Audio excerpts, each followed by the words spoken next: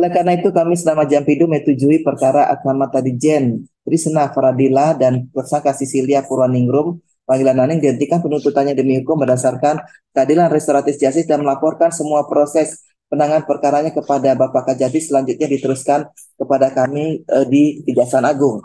Karena perkara di sini tidak ditahan, tersangka tidak ditahan, maka begitu SKP2 ditantangani, segera dipanggil yang bersangkutan dan diberitahu bahwa RJ-nya sudah disetujui.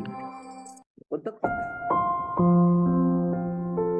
Lagi, penuntut umum Kejaksaan Negeri Pasaman Barat kembali mengajukan restoratif justice. Kali ini dalam perkara penganiayaan atas nama tersangka Sisilia Purwaningrum panggilan Naning. Tersangka melanggar pasal 351 ayat 1 KUHP.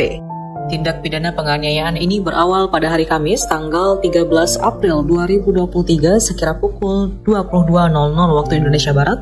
Tersangka mendengar kabar bahwa saksi Suprianto panggilan Supri yang merupakan suami tersangka berselingkuh dengan saksi korban Jean Trisna Faradila. Tersangka kemudian menanyakan langsung kepada saksi Suprianto panggilan Supri dan pada saat itu saksi Suprianto panggilan Supri mengakui telah berselingkuh dan memberikan uang sebesar 6 juta rupiah.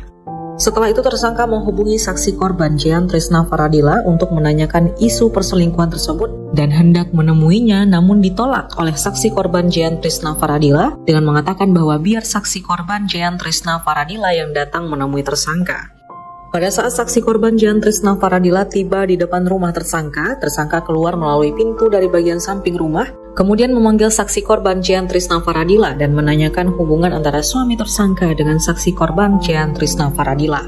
Karena saksi korban Jean Trisna Faradila tidak mengakui hubungannya dengan saksi Suprianto panggilan Supri, kemudian terjadi pertengkaran mulut dan tersangka menarik jaket yang digunakan oleh saksi korban Jean Trisna Faradila dan mencakar wajah saksi korban Jean Trisna Faradila dengan menggunakan kedua tangan tersangka serta menjambak rambut saksi korban Jean Trisna Faradila. Akibatnya saksi korban Jean Trisna Faradila mengalami luka gores pada bagian wajah bagian kiri dan bagian kanan serta pada telinga kiri sesuai dengan visum et repertum nomor 800. Terdapat luka gores bekas cakar pada muka dengan diameter kurang lebih 18 cm dan terdapat luka gores pada daun telinga sebelah kiri kurang lebih 4 cm dan terdapat luka gores pada punggung tangan sebelah kiri kurang lebih 3 cm. Setelah melewati rangkaian proses penyidikan di kepolisian dan tahap 2 di kejaksaan, tersangka mengaku sangat menyesali perbuatannya dan berjanji untuk tidak mengulangi kesalahannya di kemudian hari. Tersangka Sisilia Purwaningrum panggilan Naning juga telah membayar biaya pengobatan saksi korban Jean Trisna Faradila sebesar 1 juta rupiah. Antara tersangka Sisilia Purwaningrum panggilan Naning dan saksi korban Jean Trisna Faradila juga merupakan tetangga dekat di Corong Tandike, Kecamatan Kinali, Kabupaten Pasaman Barat.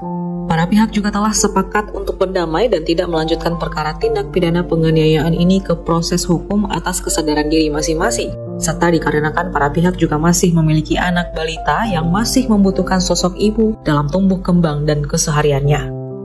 Kepala Kejaksaan Negeri Pasaman Barat yang didampingi oleh PLT Kepala Seksi Tindak Pidana Umum juga menjelaskan di mana dalam pelaksanaan restoratif justice terhadap perkara ini berdasarkan pedoman Jaksa Agung Republik Indonesia nomor 15 tahun 2020 tentang penghentian penuntutan berdasarkan keadilan restoratif.